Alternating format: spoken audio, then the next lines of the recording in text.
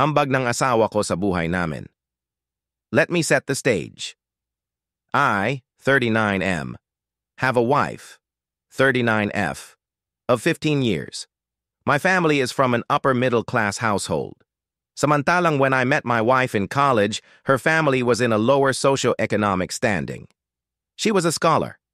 She hustled hard para makapagtapos ng pag-aaral. My family adores her because she is genuine, kind, and a very hard worker. My extended family, not so much. Fast forward to present, my side of the family had a grand reunion.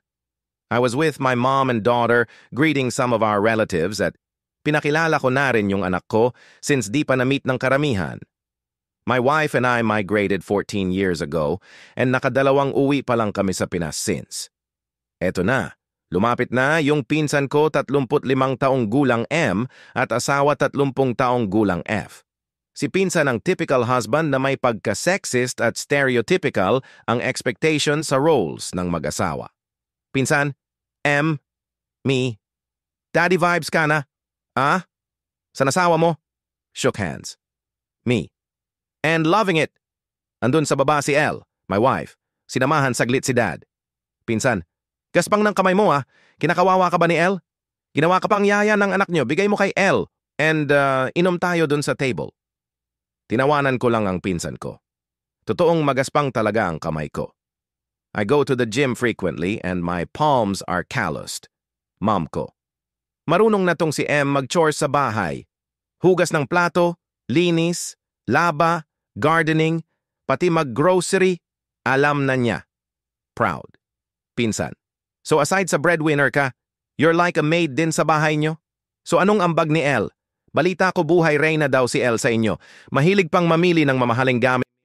Pareho silang may work so dapat hati din sila sa gawaing bahay. At ano naman, kung mahilig sa mamahalin. Pera naman nilang mag-asawa yung pinangbili. Tamem si pinsan sa outburst ng mom ko. Naunahan pa talaga ako ng nanay ko. Pero ano nga ba talaga ang ambag ni L sa household namin? Well, siya lahat sa finances, taga-ayos ng mga nasira sa bahay, techie and mahilig siyang mag-tinker, organizer ng utilities, insurances, tradesman, vacation, flights, and itinerary, everything about sa school ng anak namin, and siya lahat nag-aayos sa paperwork namin sa bahay at sa mga investments namin. Siya rin tagaluto, rice at itlog lang alam kong lutuin, at tagalinis. Asthmatic ako, so natitrigger yung asthma ko. Ano ang kapalit ng effort niya? She can buy, do whatever she wants with our money to make our lives comfortable. Di magastos ang misis ko sa luho. Yung mamahaling gamit na sinasabi ng pinsan ko is yung mga gamit na niregalo ko sa misis ko na jewelry, love bracelets, at mga quiet luxury na mga damit at bag. Di ko alam na binabantayan pala nila. So kung feeling nila buhay reyna si L, dapat lang. Kasi ako, buhay hari rin ako dahil sa kanya. She made my life so easy that I can focus on my career and my roles as provider, protector, husband, and father. So yeah, my wife deserves the lifestyle that my money can afford and be treated like the badass queen that she is. Edit. Thank you so much po sa inyo for appreciating my mother. She is indeed a gem. She is a great mom and taught us from a young age the value of hard work, to be kind, and to always have each other's back. As for my cousin, I spoke to him in private and called him out sa archaic belief niya about women, and for speaking about my wife like that, kahit sabihin na joke pa. He already apologized. Whether he's sincere with his apology or not, siya na bahala doon. Binigay ko address at full name ng new girlfriend live-in partner ni ex sa BDO Auto Loan na tinakbuhan niya. Nagpunta dito yung collections agency ng bank kasi hinahanap yung ex ko dahil tinakbo niya yung kotse at di binayaran. 1 taon at kalahating taon ng delinquent out of 5 taon na natitira. Payment. For context, we used to live together and got a house and car. I was the one funding everything because I earned 3 times more than him, and our arrangement is house husband siya. We were planning to get married after namin makarecover sa bigat ng house DP, renovations, and car. But 6 months after moving into our house, he cheated with a college student he was trying to impress with my money and resources and left with the car. Auto loan, which is under his name, but ORCR has our name on it. Di ko na hinabol because I don't drive, and okay na akong walang binabayaran na monthly. I moved on gracefully and quietly, kahit na sobrang sakit talaga nung nangyari. Ha! Pero nabalitaan ko na lubog pala siya sa utang at di niya nabayaran yung car na kinuha niya. Since yung billing address na ginamit niya is yung bahay where he used to live with me, but now I'm staying here with my family. Dito pumupunta yung collections agency and bank looking for him. I told them he no longer lives with me and provided his new partner's information and address, which I got from her social media. Instead, kasi mukhang tinakbuhan ni ex yung obligation sa car payments, but hindi pa siya exposed kay girl about his financial issues. Ayoko makialam, ang mantra ko is, ayokong maghiwalay sila na ako sisisihin ni ex na nanggugulo, or the bitter one, pero ayoko din na laging andito yung mga naghahanap sa kanya ng mga collections agency. So I redirected them to the girl's information instead. Provided her full name, college, and house address. Deep inside, I had a bit of satisfaction na mai-expose yung facade niyang provider guy, kakaspoil sa luho ni girl, pero baon sa utang. Pero alam ko na my ex will know na it was me who exposed his whereabouts, plus his issues. And nai-imagine ko na kahihiyan yung boyfriend na finiflex niya sa social media, friends and family niya estapador pala.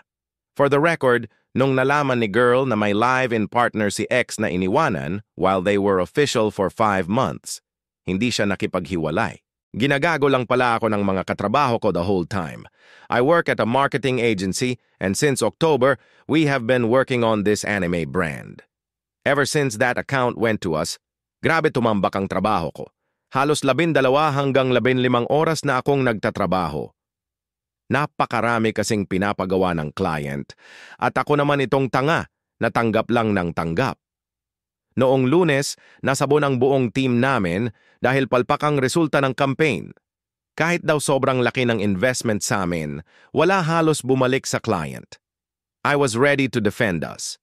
Kako, in the first place, hindi naman sila dapat gumastos ng sobrang laki if they opted to invest their resources sa tamang channel.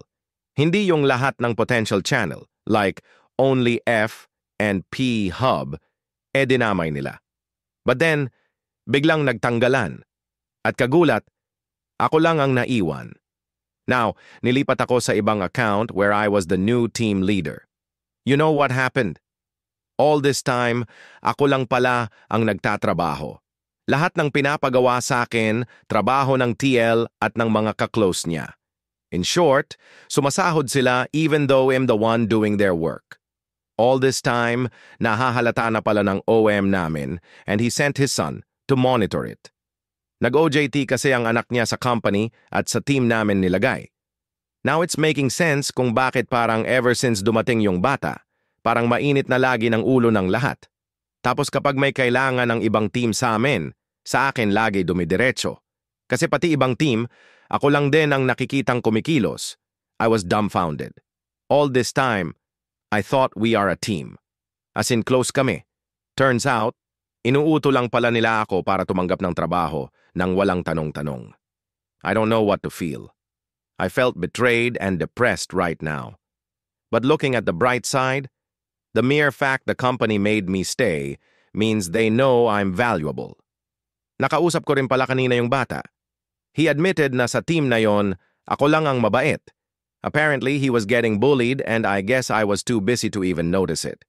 So he was thankful din na naiwan ako dahil ako raw yung tipong kahit busy, matiyagang nagtuturo sa kanya. Akala ko dati makikanin ako, mahirap lang pala talaga kami. Hello haha, chika lang. So, for background, 3 kami magkakapatid and I'm the eldest. Then dati kapag bibili ng ulam, kahit isang lata lang ng sardines na hati-hatiin namin ng nanay at tatay ko at mga kapatid, lagi akong may sobra pang ulam. Naalala ko rin before, bibili kami ng tig-20 na fried chicken sa labas. Parang 3 pirasong ganon tas hahati-hatiin namin sa 5. Tapos kahit pakpak lang makuha ko noon, natitira pa rin. na eventually ibibigay ko sa mga kapatid ko. Add ko rin, akala ko dati swerte kami kasi may coke kami tuwing tanghalian. Kahit maunti ulam namin, may coke naman kami. Huhu! Tas ito pa, hindi pala talaga ako makikanin. Nung nagkaroon ako ng boyfriend na mas maluwag ang life kesa sa akin, na culture shock ako kasi ang laki ng kaldero nila na may lamang ulam.